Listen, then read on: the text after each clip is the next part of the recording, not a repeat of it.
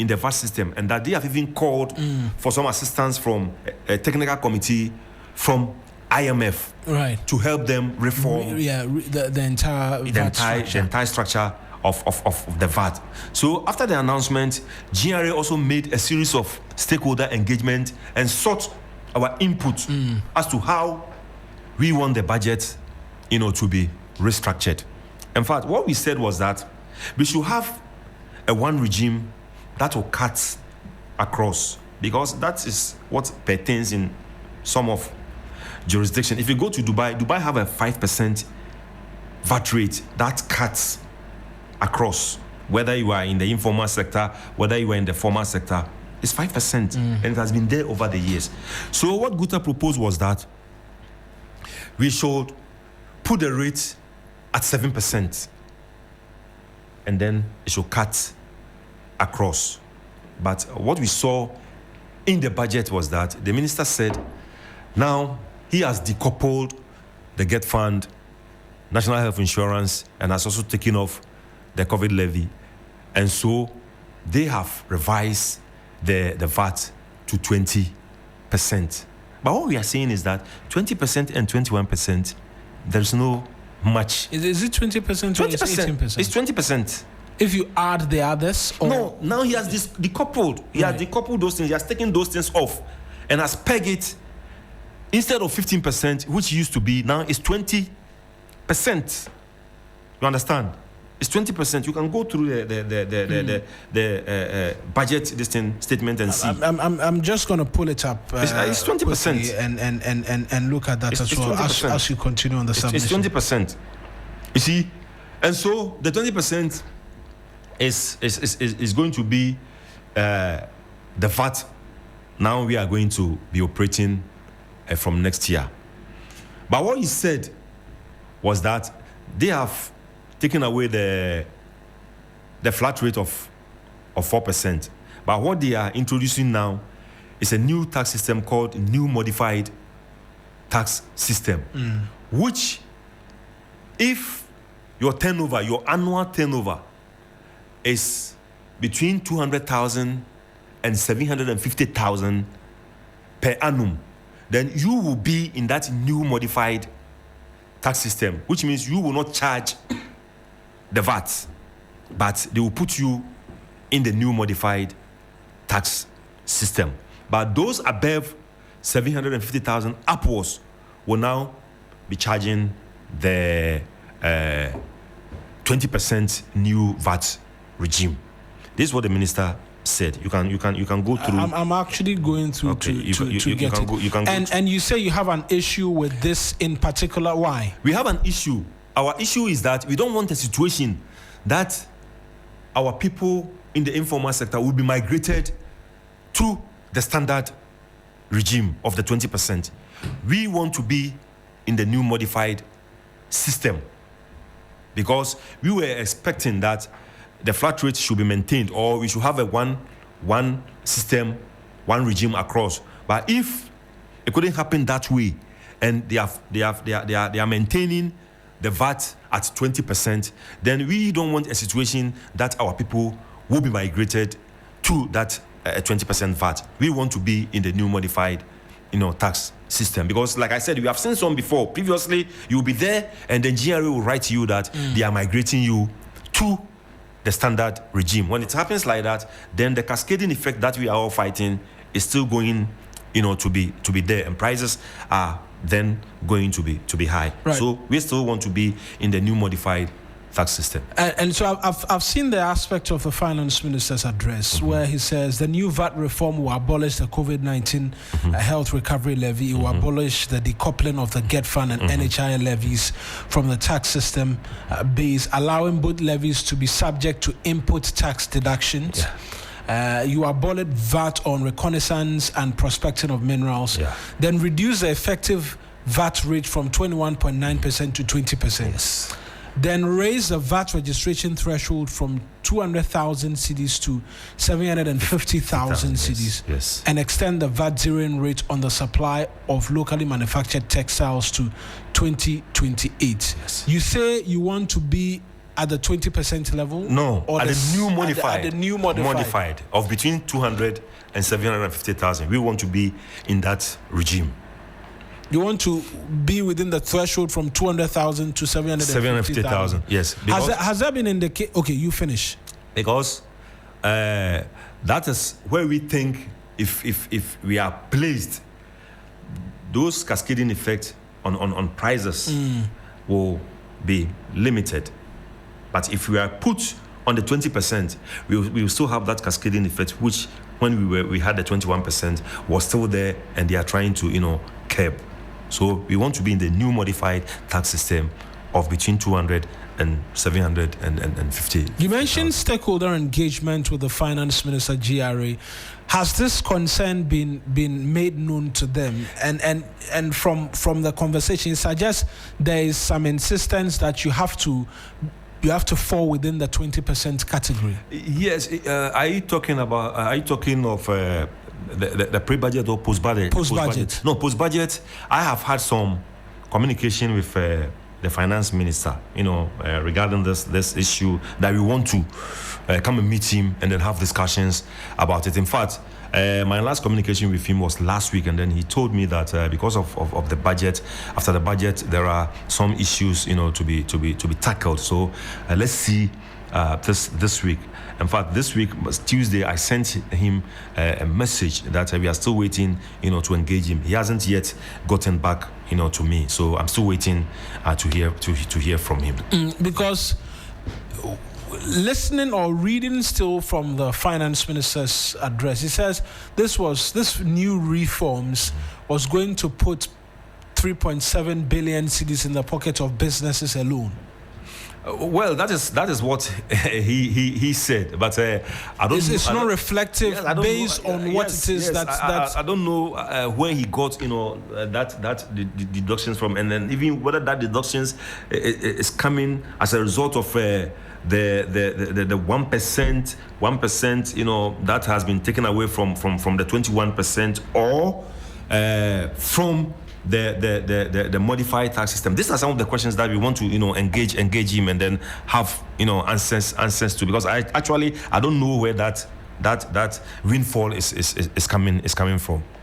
Yes. Right.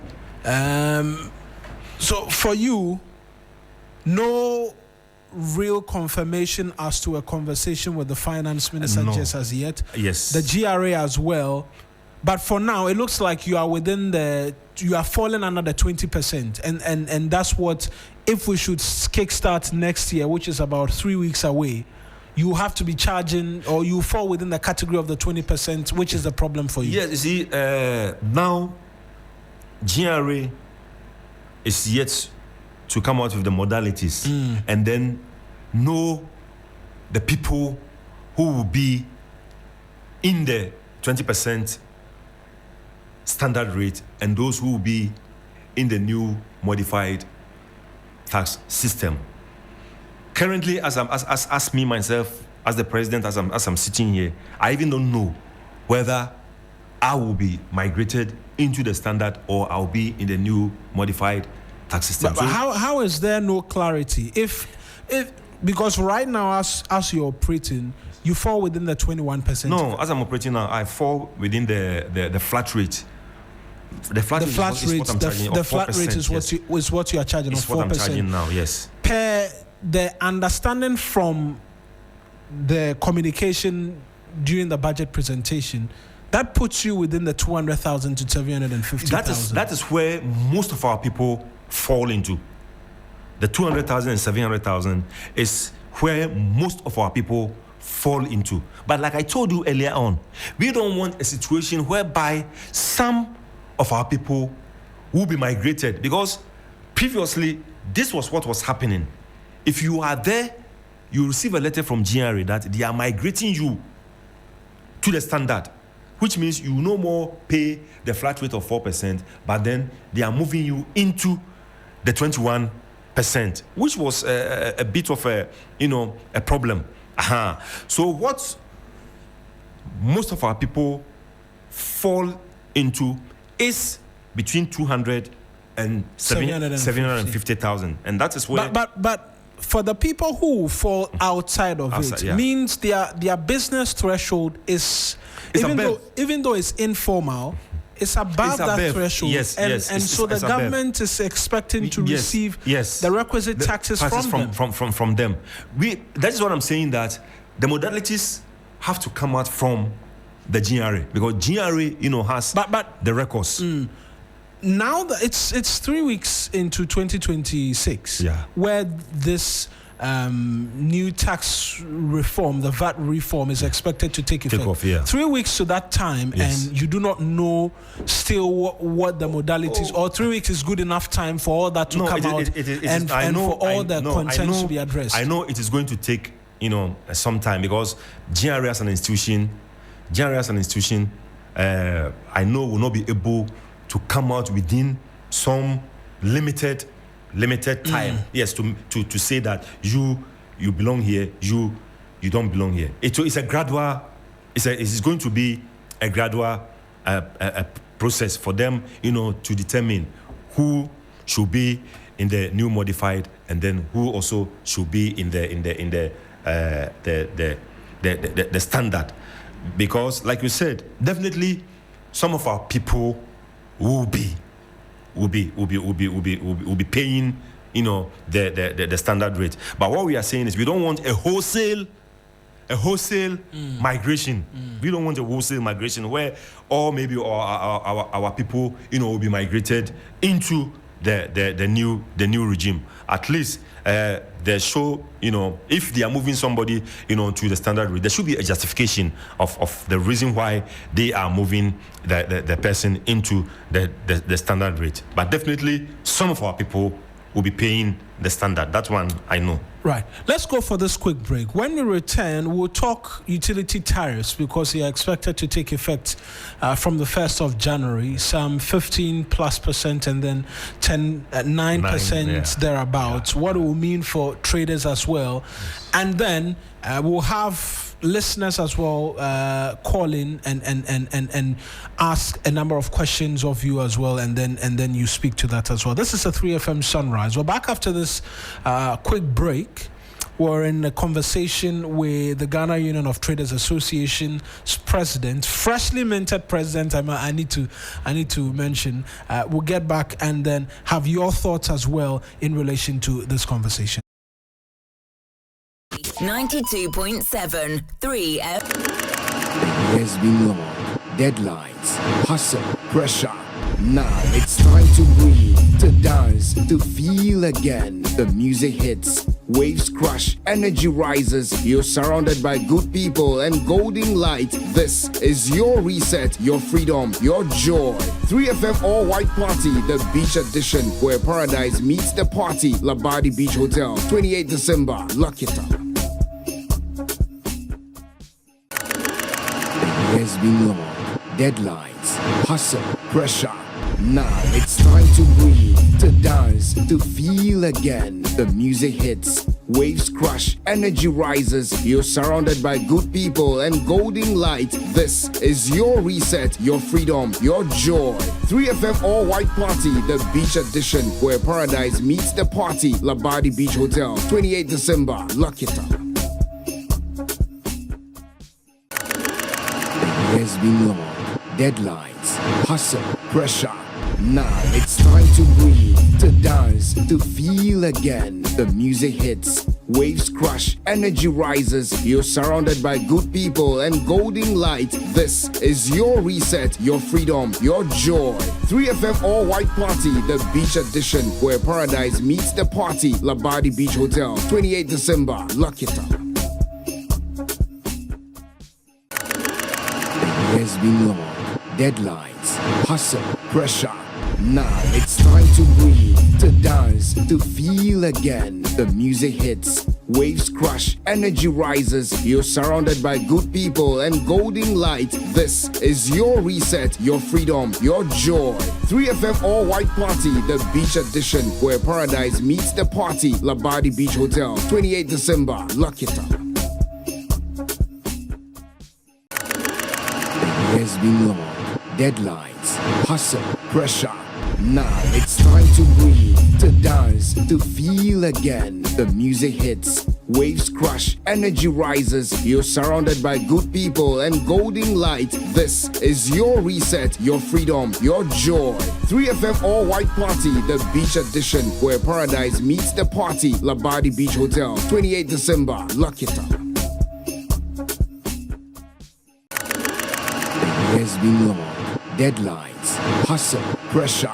Now it's time to breathe, to dance, to feel again. The music hits, waves crash, energy rises. You're surrounded by good people and golden light. This is your reset, your freedom, your joy. 3FM All White Party, the beach edition, where paradise meets the party. Labadi Beach Hotel, 28 December. Lock it up. The year's been long. Deadlines, hustle, pressure. Now it's time to breathe, to dance, to feel again. The music hits, waves crash, energy rises. You're surrounded by good people and golden light. This is your reset, your freedom, your joy. 3FM All White Party, the beach edition, where paradise meets the party. Labadi Beach Hotel, 28 December. Lock it up. The year's been long. Deadlines, hustle, pressure. Now it's time to breathe, to dance, to feel again. The music hits, waves crash, energy rises. You're surrounded by good people and golden light. This is your reset, your freedom, your joy. 3FM All White Party, the beach edition, where paradise meets the party. Labadi Beach Hotel, 28 December. Lock it up. The year's been long. Deadlines, hustle, pressure. Now it's time to breathe, to dance, to feel again. The music hits, waves crash, energy rises. You're surrounded by good people and golden light. This is your reset, your freedom, your joy. 3FM All White Party, the beach edition, where paradise meets the party. Labadi Beach Hotel, 28 December. Lock it up. The year's been long. Deadlines, hustle, pressure. Now it's time to 9 here on the 3FM Sunrise. We're still in the studio with Clement Boateng, who is the president of the Ghana Union of Traders Association of Ghana. 055-924-2717, 055-924-2717, and 055-691-0154, 055-691-0154. Particularly for my drivers and for persons who are going out into the market, going in search of goods, talk to us. Let us know if this is the president of the traders. No other person. This is the president of the traders in studio with us to answer your questions. If you've been to a market, there's a concern you have in relation to traders, call us and share those thoughts with us as well. Mr. Boateng, we're rounding up on the VAT conversation, and the hope for you is that there will not be a haphazard or a wholesale migration onto a particular spectrum which will not inure to your benefit. Not to our benefit, but to for the benefit of the consuming public. Because you have to pass down the cost to them. Yes. In saying that, I just want to ask a question. Considering we're still doing 3 weeks to the start of the new year, are you going to speed up conversations with the Ghana Revenue Authority to begin to get an understanding as to what the migration procedure is going to be like, so we the consumers are not worse off? Yes. You see, the GRA is an implementation agency. Government comes out with policy, and then the GRA, implements it. Even though we have, met the GRA Commissioner General, I think we met him about 2 weeks. That means after the budget. Yes, after the budget, but we didn't have enough time to have this conversation. We just had a brief because we were on a different program agenda. Yes, so we had a brief conversation with him. So that is the reason why, as a government who is the policy initiator, we want to meet the finance minister. If we are able to meet the finance minister and then solve issues with him, he will then communicate it to the implementing agency. Right. My phone lines are ringing. Let me try and okay, we lost that one. Let me try and get some of the individuals who to share concerns and thoughts with us and questions as well. Hello, good morning. Give us your name and where you're calling us from and your question. Morning. Yes, sir. Abu in Kokomleme, what question do you have for the GUTA president, please? All right, Abu. Also, Abu can on marketing near Maso. So to live in Attica now or women and Attica. And second one was in Spring Panel. In the past and time back Africa, Ghana and wire them. And to gain Omoya, yes, we're being a part of the Momo market. Yeah, there's a driver in Abu Kaipa. But a bit of a Ghana can say, or marketing near Maso, overcall by sale. They are tenants, they are ornamentials, and one says that if I saw we, if we do so far now, it was possibly within the play. Then I'll call a Yaman Robinson, the intimate control Yaman. And that's thank you very much, Abu, for calling. Perhaps I need to have them give you a sheet of paper so you know, because I have another caller on the phone line. Hello, good morning. Give us your name and where you're calling us from as well. Good morning, please, Mr. Marina. This is SK, reaching you from Amazon. Thanks for the opportunity. Right, SK, give us your question to Mr. Clement Boate as well. My would be a suggestion that he being the president as we speak, can they decrease prices to the market women and then send it to the market queens across board so that whoever is not cooperating or complying with their directives could be suspended so that people will not be buying from him. And if people can take advantage of that and beat out their prices and they actually monopolize the market. What do you think? Right. So that's the suggestion. The suggestion is that what? That the market, the chairman should dictate prices to, let me say, traders. You should dictate prices to traders. Something like the top bar, the KK sellers, Banku sellers, etc., so that prices will be stabilized. Right. So from here to Kumasi, if you are buying a tin of milk, 10 cedis, everywhere across board, everybody in the whole Ghana, milk sells at 10 cedis. Right, SK, thank you. Thank you as well. That will be a difficulty because of the deregulated markets we operate. But speak to that and then Abu's question as well. That one will be difficult because we are not in a price control regime. We are in a liberalized market, and so therefore you cannot tell somebody the price at which he or she have to sell his or her goods. So that one will be a difficult thing. Yes, in the case of Abu, the first caller, he was saying we should come out with the list of shops that we have to advise them to buy from. That will be a difficult task to do because if you come to Abosokan, we have over 10,000 shops in Abosokan. How do we come out with a list of shops that you have to go there and purchase from? That is why in my earlier submission I gave an advice that move from shop A to shop B to shop C, ask prices, and definitely you get a shop of which their prices will be a bit down. And so he also asked what we are doing to make sure that those sprinter pass we can get enough. We can get enough. But that one we are trying as much as possible because it's a commodity that we don't manufacture in Ghana here. So as and when we go and we are able to get them, we will definitely bring them to the market. Right. Let's talk utility tariffs, because we saw some increases here and there, and it's supposed to take effect from the 1st of January. Directly, does this become a concern for the consumer from the point of GUTA? And what do you make of the announced tariffs by the PURC? Agbeta, yeah, this is something that is very dear to the heart of GUTA, because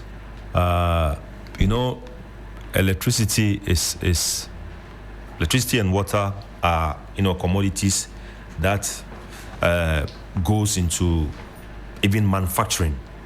And this year alone, if my memory serves me right, I think they have increased utility tariffs. I think twice. Like three times. There's been 3 quarters. Yes, three times, and of all the three times that they have increased tariffs, it is the same reason that they continue to give. Even the recent one, which is going to take effect from next year, they are assigning the same reasons, and it beats our imagination.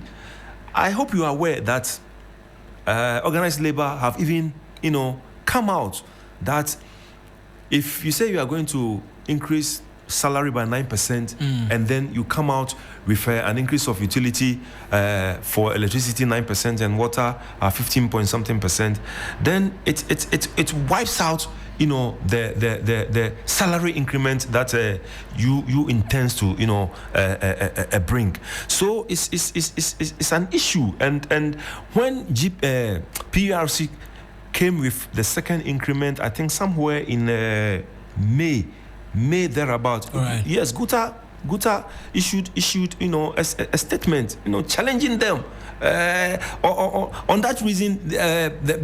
On that aspect, the reason why they gave was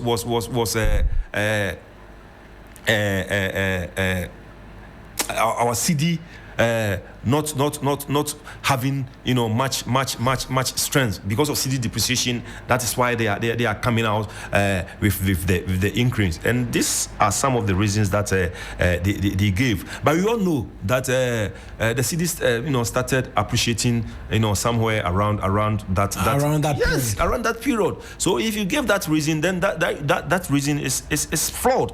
And this time around, they have come out with a cost of production and all those sort of things, and that is the same reason they continue to give.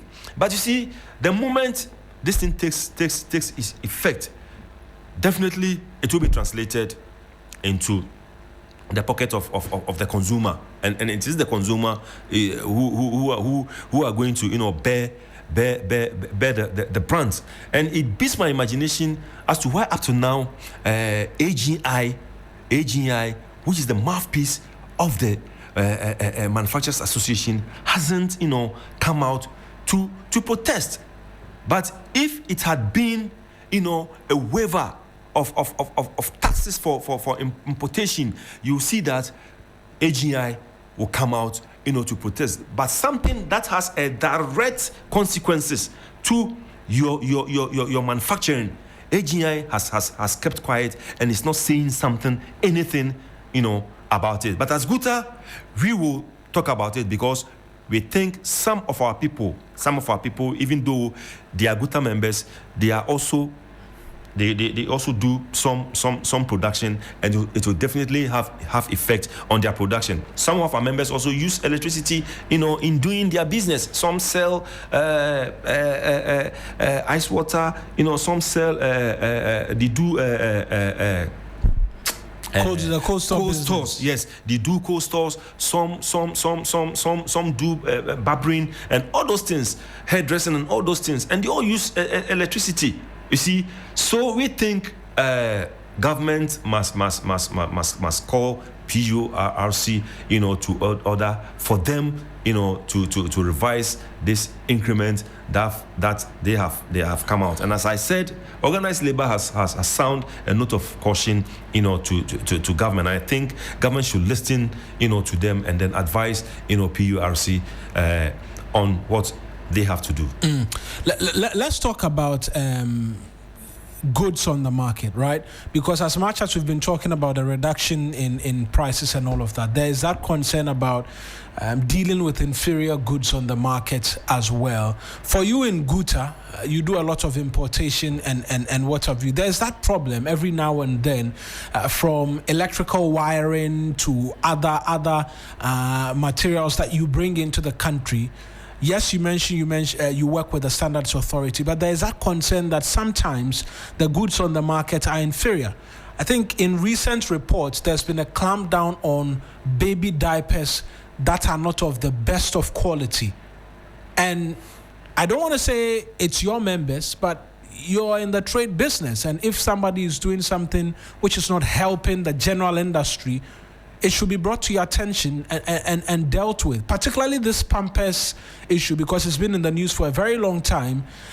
What's GUTA's hand in all of this? Yes, this diapers issue, they are our members. They are your members who are bringing in the fake diapers? Yes, they are our members. And, this issue started somewhere last year when FDA said that the diapers that they are bringing in is substandard, and so therefore they had an agreement with FDA as to how the process that they have to go through before these diapers should be allowed into the system.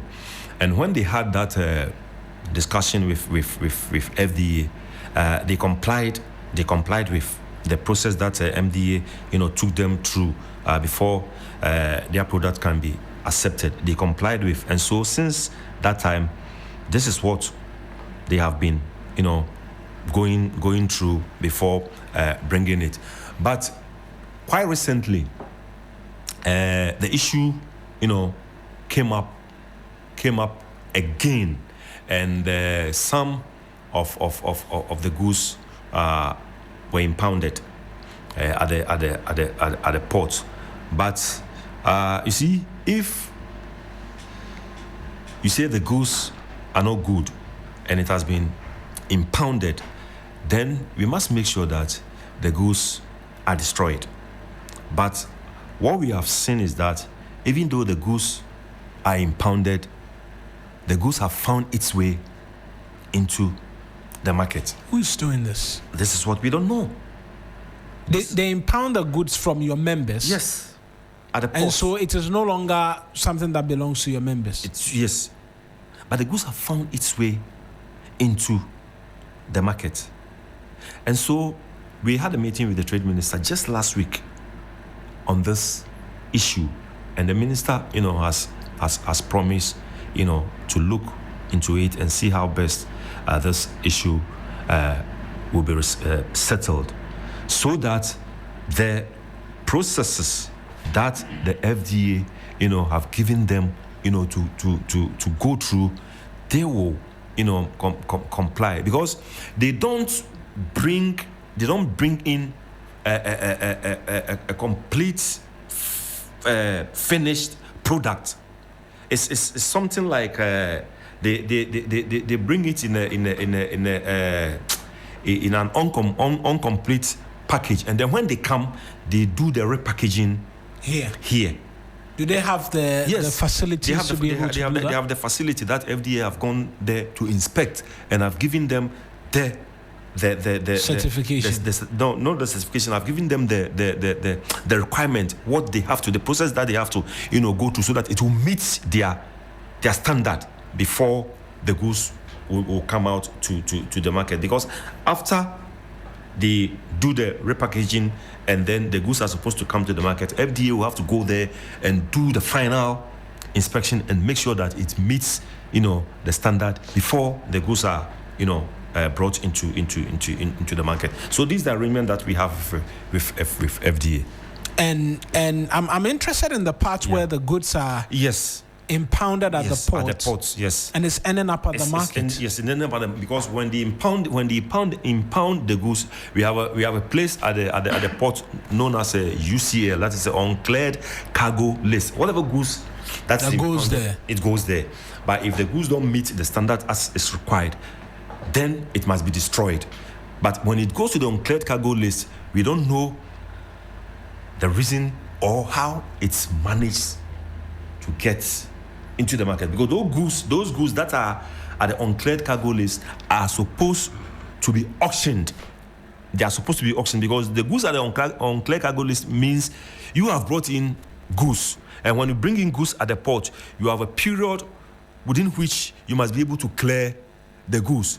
If you are not able to clear the goods at that stipulated period, you are even given an extra, time frame extra time to yes. do that. If still you are not able to do that, then government has to auction those goods, and they make sure that you, the one who brought in the goods, will not be the one who be able to because they auction the goods at a very reduced price. So the goods may be auctioned to somebody else. But this one, if it is not good and it doesn't meet standard because of hygienic situations, how then does the goods find its way into the market, which is a problem? And we are calling on the national security to conduct an investigation into that. National security should conduct an investigation into that. We're still in the studio with the president of the Ghana Union of Traders Association, Mr. Clement Boate, and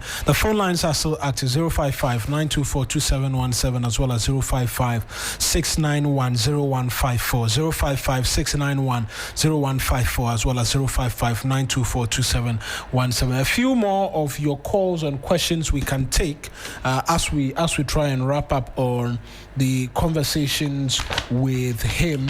When we started the conversation, there was a question I penned down because it's very controversial, but it was a part of the initial statements that you were making as to GUTA, what the plan is, and production, amongst many other things. There's a school of thought that the Union of Traders Association is perhaps one of the biggest inhibition to industrialization in this country. Starting off from the argument you made about the new law which was seeking to restrict the import of certain items, amongst many other things. You in GUTA had very serious issues with it. But it leaves people to ask the question, if we don't start our own production now and stop ourselves from importing, when we will be self-reliant to grow the food that we eat? And every time we want to do that, GUTA will come up and threaten the government and say, we will not vote for you, we will not do this, we will not do that. And so you are the single biggest inhibitors to our industrial revolution in this country. Is that not true? Egbeta, that is never true. GUTA has always been a proponent of industrialization. Some of our members do own factories. It is not that GUTA always want to be in the retail business or buying and selling business. Our ultimate goal is to migrate from the trading or the buying or the retail into captains of industry. And like I said, some of our members are the own factories. This restriction issue that I was talking about was something like a wholesale restriction. What GUTA was saying was that let us identify the products that we have the capacity and we can get local raw materials to be able to produce in volumes so that Ghana can be a hub of that product for us to be able to export those products, even North Africa to West Africa within the sub-region. What is the point? That if what I'm going to bring from outside, I will get the same thing here. What is the sense in it of taking risk to fly thousands of kilometers, pay hotel bills, make some expenses over there, whilst I'll be able to get the product here? So what GUTA was saying was that let us identify the products that we can be able to produce here. We can be able to get the raw materials here and use Ghana, make Ghana as a hub for the manufacturing of those items to be able to export it at least within the sub-region. GUTA has never fought for against industrialization, because every country, if every country wants to move forward, if every country wants to, progress, it is on the back of industrialization that every country can progress. With government coming on board with this 24-hour economy, GUTA has engaged Honorable Guzitano, who is the coordinator of this 24-hour economic policy. We have engaged him. We have sent proposals to him of some of our members who wants to, put up, factories. You understand? So GUTA is never against manufacturing. Right. That is our ultimate, goal.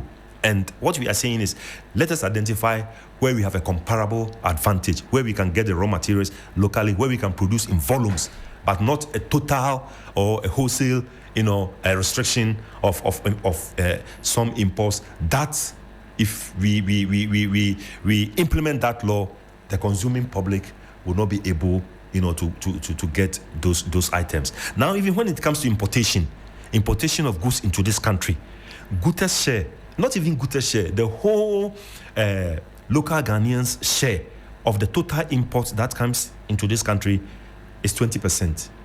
80% of the total imports that come into Ghana is being made by foreigners. GUTA's share, or the entire local citizens' share, is 20%. Right. Mr. Boateng, it's been a pleasure talking to you this morning, getting to know your vision as well for the Ghana Union of Traders Association. We look to engage with you further going forward on matters of trade and a lot more. Just a final word to the members of GUTA who are listening, and then we take this home. Yes, my message to members of GUTA is to continue to make an appeal to them to try as much as possible and let their goods be affordable in this coming Yuletide, so that the consuming public will be able, to purchase, something to have a very good Xmas with their families. This is my appeal to them. I wish every member and every trader of this country a Merry Christmas. Let us enjoy the Christmas and let the consuming public, and for that matter, the whole Ghanaian, enjoy Christmas with affordable prices. Thank you very much for joining us, Mr. Clement Boateng. He is the president of the Ghana Union of Traders Association as well, joining us in the studio this morning.